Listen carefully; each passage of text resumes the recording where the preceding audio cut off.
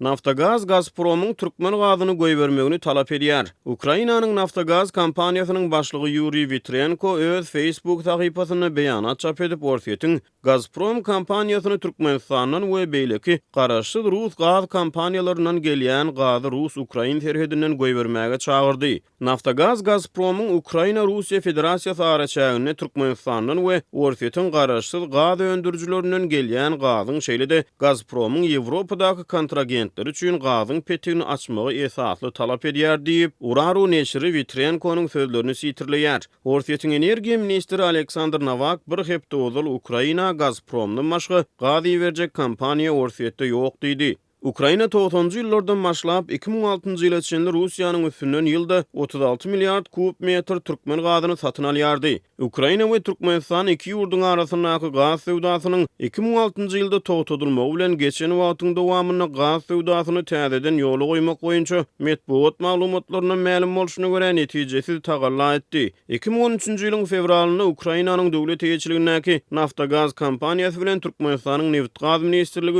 özara düşünmek boýunça memoranduma gol çekdi. Ukrainanyň şol wagtky ýanygyç energetika ministri Edward Stavitski Reuters habar agentligine beren interwýusyny şol gepleşikleriň Ukraina bilen Türkmenistanyň arasyndaky gaz alaşygyny täzeden diketmegi maksat edinýändigini aýdypdy. 2015-nji ýylyň martynda Ukrainanyň şol wagtky prezidenti Petro Poroshenko Türkmenistanyň daşary işler ministri Reşit Meredow bilen Kiýewde geçiren duşuşygyny Türkmenistan bilen ýanygyç energetika pudawyna hyzmatdaşlyk etmäge gyzyklanma bildirýänliklerini aýtdy. 2017-nji ýylyň noýabryna Türkmenistanyň Türkmengaz döwlet konserniň başlygy Murat Arçaýew Reuters'yň habaryna görä Ukrainany göz öňünde tutup, gyda ýurtlarynyň üstünden türkmen gazyny Ýewropa bileleşigine iýermegi maksat edinýänliklerini aýtdy.